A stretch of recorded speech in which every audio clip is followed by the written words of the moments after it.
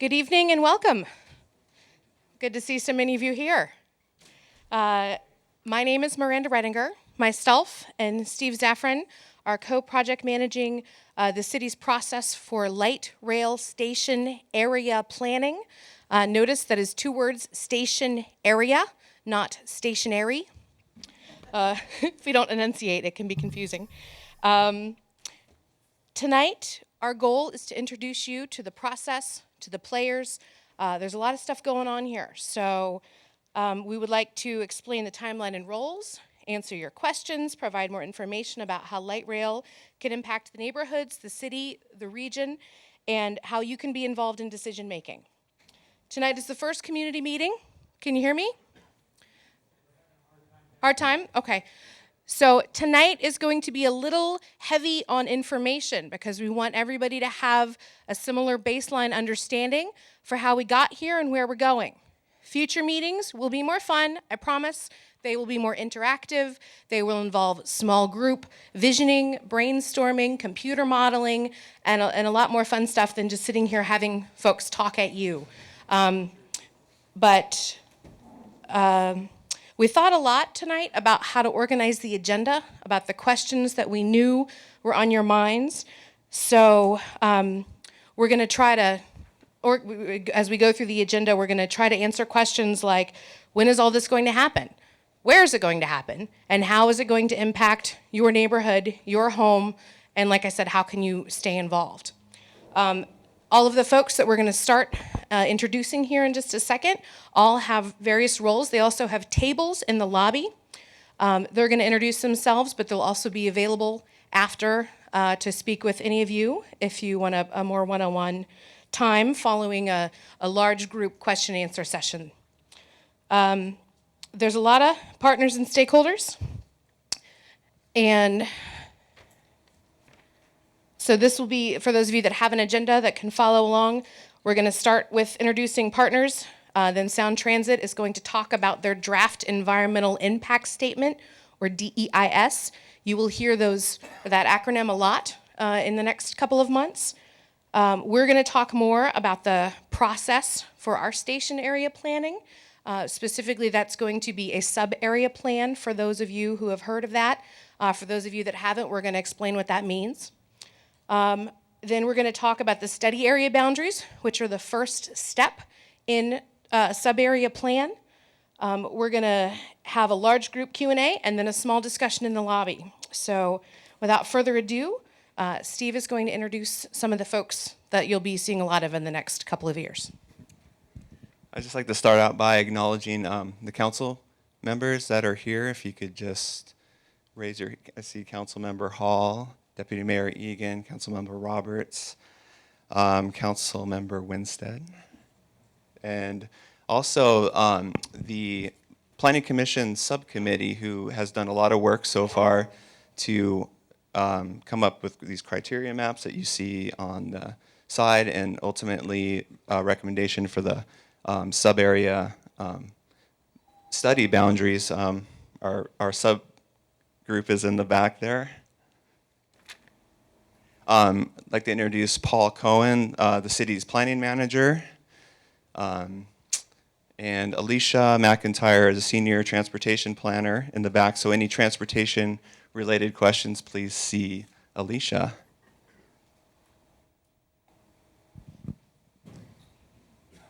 And we're going to let these guys introduce themselves. Steve already mentioned the Planning Commission subcommittee. They're going to be the primary body making decisions, preliminary decisions that will then go to council. So any Planning Commission meeting that you see light rail station area planning on the agenda, all of those agendas are posted on the website as our minutes and meeting packets. Specifically, we're going to have a study session on the study area boundaries, which are on these maps and we'll be talking about later. There's also going to be a public hearing on those study area boundaries. Then those will go to the city council, and so you're welcome to attend any of those meetings. And the city has hired OTAC Consulting to help us with this process, and this is Mandy Roberts. Good evening. My name is Mandy Roberts, and I'm a principal with OTAC, and I will be the project manager for the station sub-area plan. And just to let you know, we also have some other consultants that are part of our team, a company called BAE Urban Economics, and they look at market and economic conditions around station areas. And then Fair and Peers is part of our team to provide transportation services. Natasha. For the record, we are tape recording this, so you're welcome to watch it at home later or tell your neighbors who couldn't come. But if you're going to say anything, please wait for the microphone so we can capture that. I'm waiting for the microphone. Good evening. I'm Natasha Sours. I am the King County Project Manager for Sound Transit. So I will be working with you all. Very much looking forward to it. I have the Seattle and Shoreline segments, and I am here. Don't say anything yet, Roger. With Roger Iwata. I'm Roger Iwata, a community outreach for Sound Transit.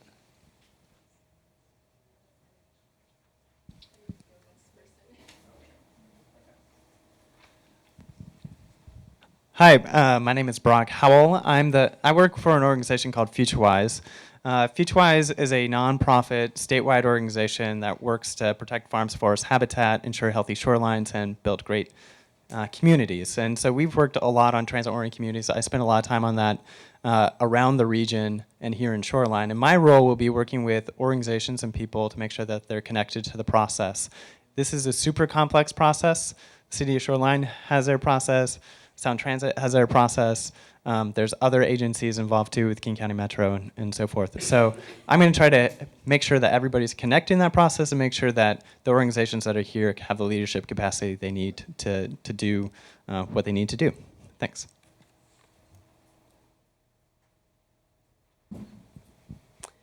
Hi, my name is Joanne Donahue. I'm with Senior Services, and with me I have Dory Gillum, also from Senior Services. Senior Services is a nonprofit with a mission to promote the emotional, social, and physical well-being of older adults. Senior Services' high-level connection, if you will, to this light rail planning process is our commitment to social equity.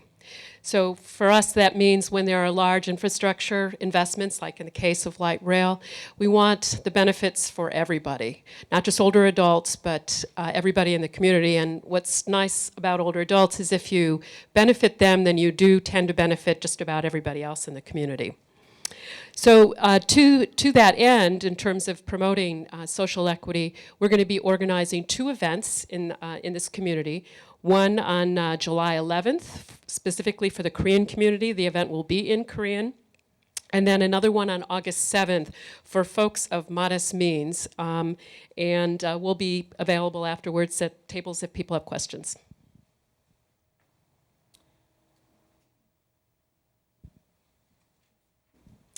Good evening. My name is Donna Moss, and I am chair of the Planning Commission for the City of Shoreline, but tonight I am putting on a different hat, and that is representing the Puget Sound Regional Council. For the past year and a half, almost 2 years, the Puget Sound Regional Council has been working with a number of communities and stakeholders doing corridor planning for high-capacity transit. So I'm just going to recognize Matt Sheldon from Sound Transit as one of the participants, Brock Howell from FutureWise.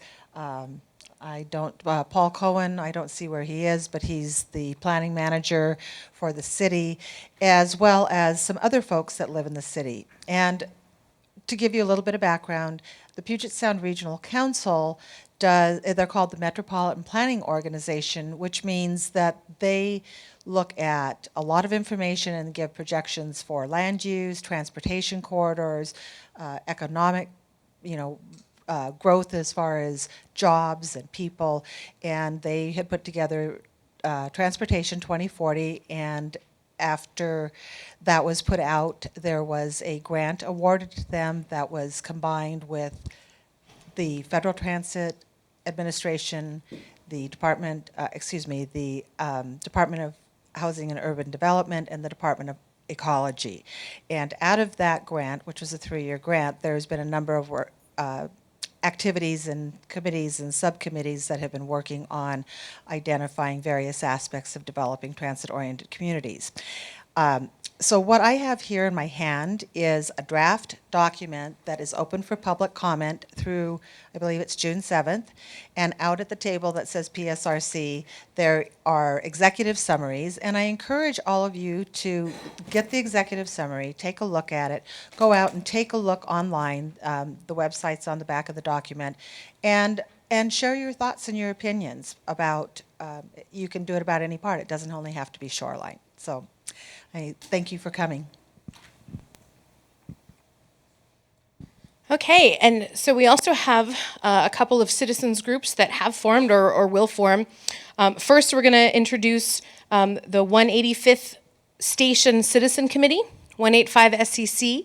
I see several members. Suzanne Wynn and Dale Leiden are the co-chairs.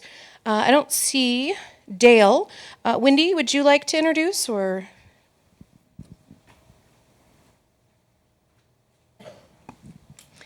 So the 185th Street Citizens Committee formed out of residents that live near where the 185th Street station is going to be.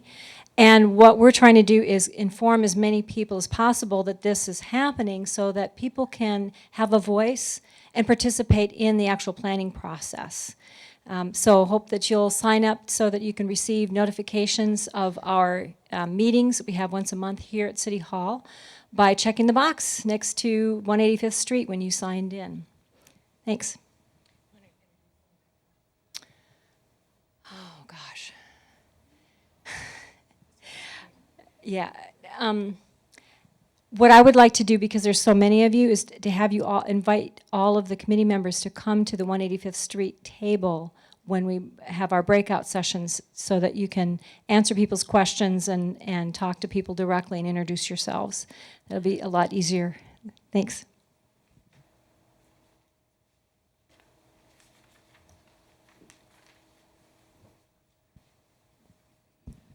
So see the first word, potential? So the Ridgecrest, Parkwood, Briarcrest area station, South Station, 145th, 155th, does not have a committee yet. My name is Patty Hale, and I'm with the Ridgecrest Neighborhood Association, and I'm staffing a table this evening, hoping that folks will sign up wanting to be on the committee to get started on the South Station. And I'll be out in the lobby. Look for me at 145th and 55th. Thank you. So that is a quick who. Don't worry, no pop quiz, but we wanted you to make sure that you knew the various people in this room afterwards that you can talk to answer specific questions.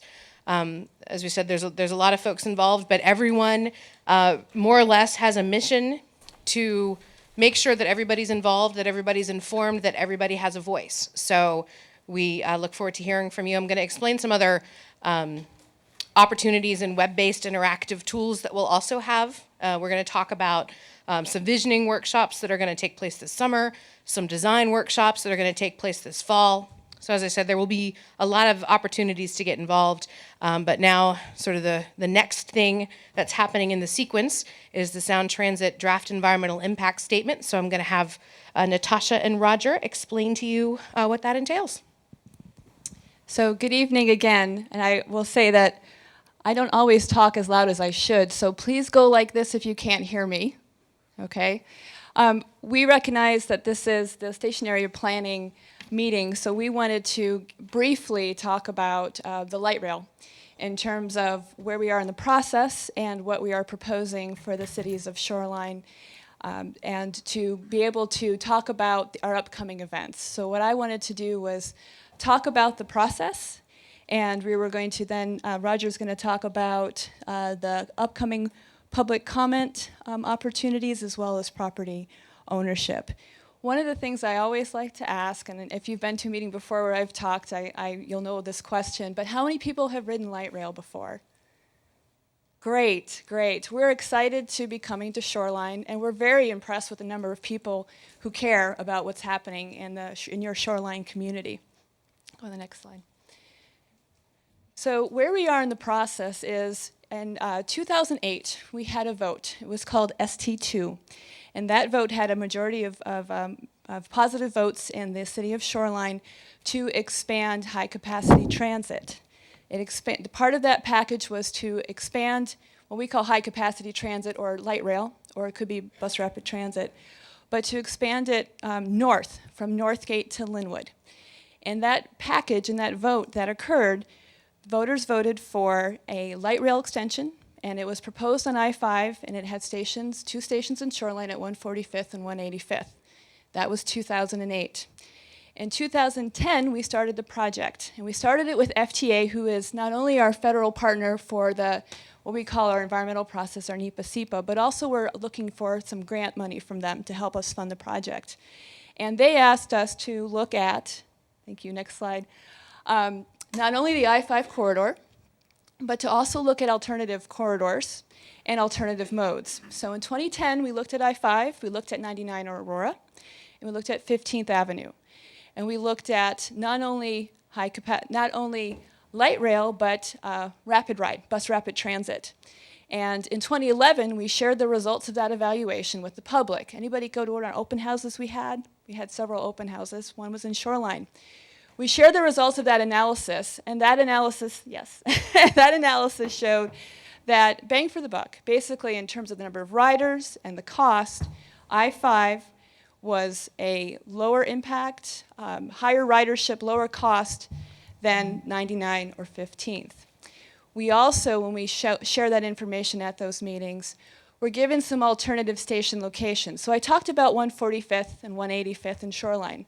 As you'll see, as shown on the previous slide, there are a number of other stations too. Could you go back to that slide? So what I'll be doing in a minute is going through these stations in Shoreline one by one. But before I do that, I just wanted to walk up the corridor. So as I said, we had open houses. We confirmed I-5, and we confirmed that we wanted to have light rail. We had the initial stations that voters voted for, and we also had other stations that we were asked to look at. This shows those different stations. Not only in Shoreline, but from Northgate, we're asked to look at a station at 130th, 145th, and 155th. Those are paired. I'll go into that. We were asked to look at, besides 185th and Montlake Terrace Transit Center, to look at the freeway station. We were asked to look at 220th, and we were asked to look at some other alternative locations for the Linwood Transit Center station. All of this information, by the way, could be more, if you can't read that, we have a newsletter. And we have a table in the far back of the lobby, and I would ask to get a copy of that newsletter. I see several people have them. We also have this information on our website, and you can contact us too here if you have more questions. So these are the different stations that we're looking at as part of the draft environmental impact statement right now, and we are breaking them down into segments, as shown here. Actually, could you go back one slide, Roger? One of the things I also wanted to point out in terms of our process, and where, as I said, we're doing our draft environmental impact statement, is you see a line at the bottom, and that is public involvement and outreach. The reason why that line goes all the way across is because we want to have your input throughout the entire process. 2023 is when we're scheduled to open the station. For some people, that seems like a long ways away. But part of the process is to get your input and to help us determine where those stations go. Your input is very valuable to us, the stations as well as the alignment. I'm going to go back. So I'm going to now move to talking more specifics about the segments I think that are most relevant to you in segment A. Next slide, please. So if you've ridden light rail, then you've probably taken it maybe to the airport or to the central district. There are two different types of rail, of alignments we call. We call at grade with I-5, or elevated. So you have elevated station options, D'Aquila and SeaTac are examples of those, and you have at-grade options, which you've probably seen in the Central District. Actually, we have tunnel options too, but that's not being considered for part of our project. So these are both taken from near I-5. If you have driven along there, you've probably seen these station options. Next slide. So segment A, we're looking at both elevated and at-grade alternatives for many of these stations. We're also trying to serve the 145th service area, that general area. So we've grouped them. We've grouped them by whether the station's elevated or at grade, and we've grouped them to have adequate station spacing to serve the areas, and recognizing what kind of stations these would be. If you're familiar with 145th, we have a full interchange. If you go to 155th or 130th, we don't have a north-south interchange on both sides. So that's part of the reason for the way the stations were grouped.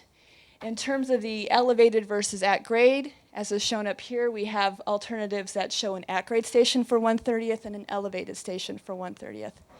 145th, under all of these alternatives, is elevated, and part of that is because of Thornton Creek. That's one of the things we're trying to minimize impacts to. 185th, all of these different station locations have a 185th option. As you'll see in a minute, some of the differences between these stations are the type of parking and where that parking is located. So we'll go to the next slide. So the 145th station, we have two different options for 145th. Can everybody hear me? Is it good in the back? 145th, we have a combination of 130th and 145th, which is that yellow down there, notes that. And then we have one that's just 145th. Parking options are either a 500 or a 650 stall parking garage. In addition to that, we'll be working with King County Metro to make sure we've got good service feeding into that station so you can get there, and recognizing that we also would like people to be able to bike and walk. We'll be looking at improvements for that kind of access as well. Next slide. 155th, this alternative is grouped with 130th. It tucks the station in between the fire station and I-5. It also has a parking garage. Also the same thing, we're going to be looking at how to get people to the station, whether it's by bike or walking or stroller, whatever, taking the bus. We'll be looking at options.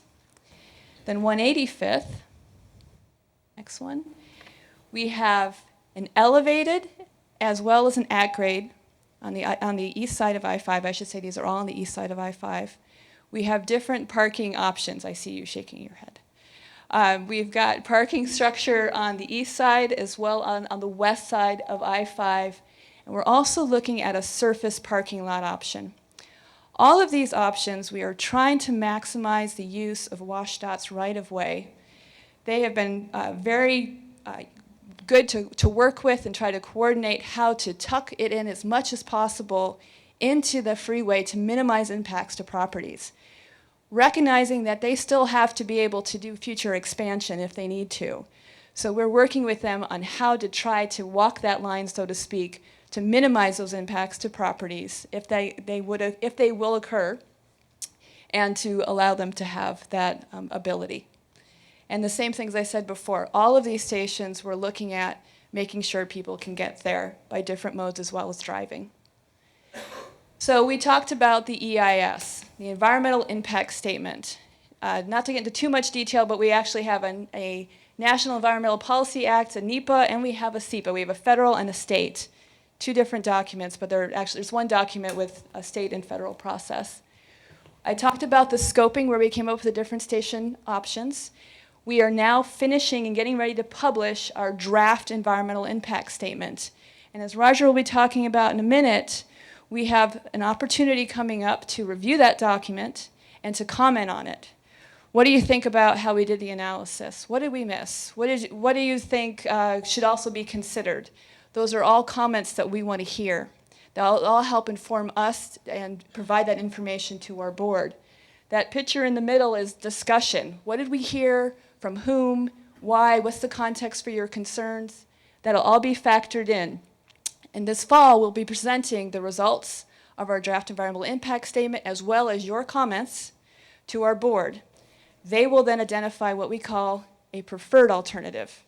That will identify the specific stations, if they're elevated or at grade, as well as specific alignments.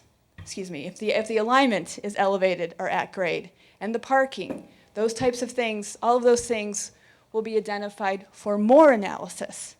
So right now you'll see some general types of mitigation, how we would address potential issues, whether it's noise or traffic or visual. We'll get more specific when we know where we're going in terms of what the board has identified. Our board is made up of elected officials from out the central Puget Sound area.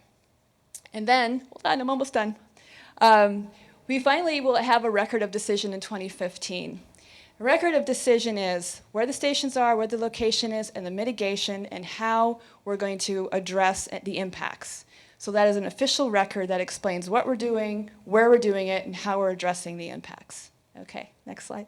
I'm not going to read this slide, but I want you to see that there is quite a bit, it's a comprehensive analysis that we're trying to do. Did we miss anything? Does this make sense? Have we captured the potential impacts and benefits? And I'm focusing on the impacts, but there are a lot of benefits of having light rail coming to your community, and all of those things will be discussed as part of the draft and final environmental impact statement. Next slide, please. So I'm going to turn this over to Roger in a minute, but these are, in the near future, what's coming up in terms of the DEIS process. And as I've been saying to a couple people outside, recognize, please, that we're in a conceptual stage. We're talking potential. This is your opportunity to provide input. Nothing has been decided in terms of those stations and alignments, and we would like to hear from you. It's very important to us. And then I'm going to turn it over to Roger, who'll talk more about outreach and property impacts. So Natasha's mentioned a lot of the outreach that we've done to date. This is kind of a snapshot of what's coming up and a very important juncture in the project that we're about to head into.